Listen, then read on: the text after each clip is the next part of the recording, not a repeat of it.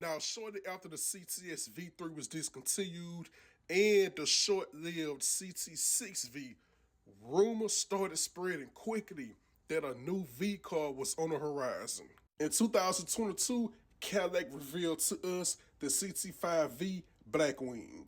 Now, the CT5V is the quickest and most advanced Cadillac V to this day, with a brand new refreshed LT4 in a more powerful form. Now, the CT5V makes 668 horsepower, 659 pound-feet of torque. This is a slight increase over the C706, the ZL1, and the previous CTS V3. Now, the reason the Blackwing makes more power than the ZL1, the V3, and the Z06, yes, the Blackwing has a refreshed tune, but it's much more to it than that. The supercharger lead on the Blackwing is much taller than all the other LT4 cars. So this gives it a larger gap to the intercooler for more air and cooling. Now, what makes the Blackwing special is these cars come from the factory 6-speed manual. You have to order the 10-speed automatic, the 10L90, if that's what you want. Now, if you buy one of these cars brand new from Cadillac, it's going to come manual unless you say something.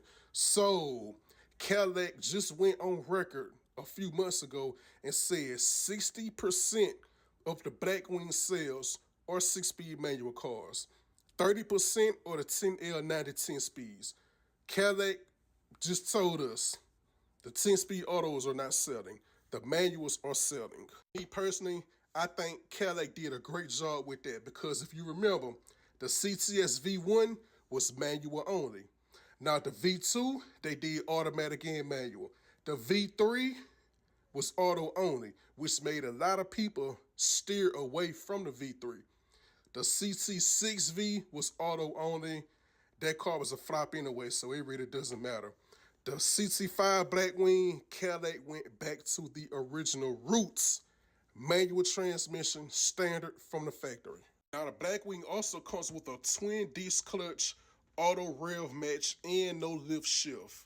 Limited slip differential comes standard as well as line lock and launch control. Now carbon ceramic rotors are an option if you want them.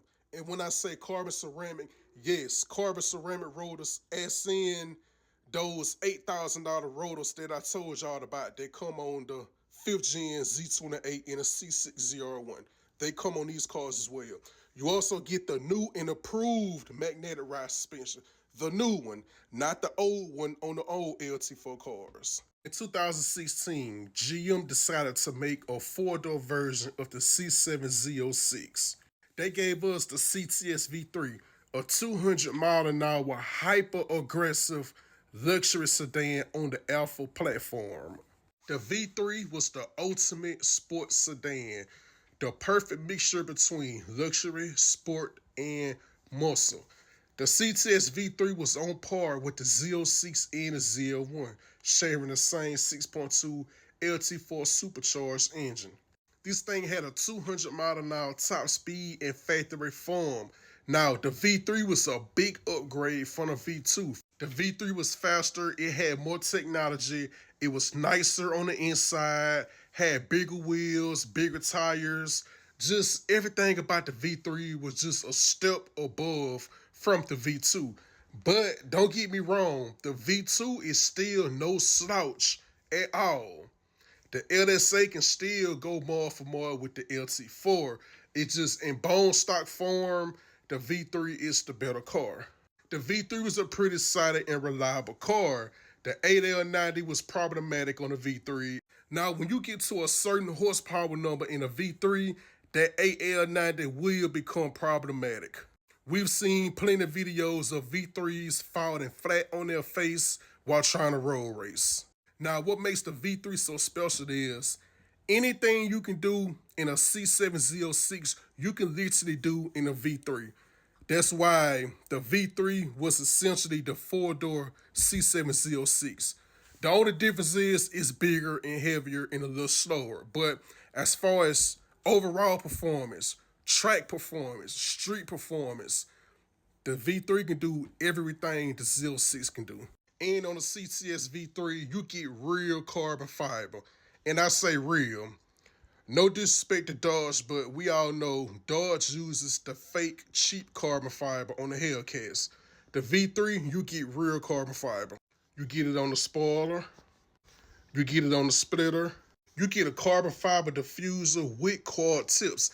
And with these quad tips, you get active bi-mode exhaust. So with the exhaust, there are valves inside these pipes. They open and close at certain RPMs. And with a press of a button, you can open or close them if you switch between sport, track, and things like that.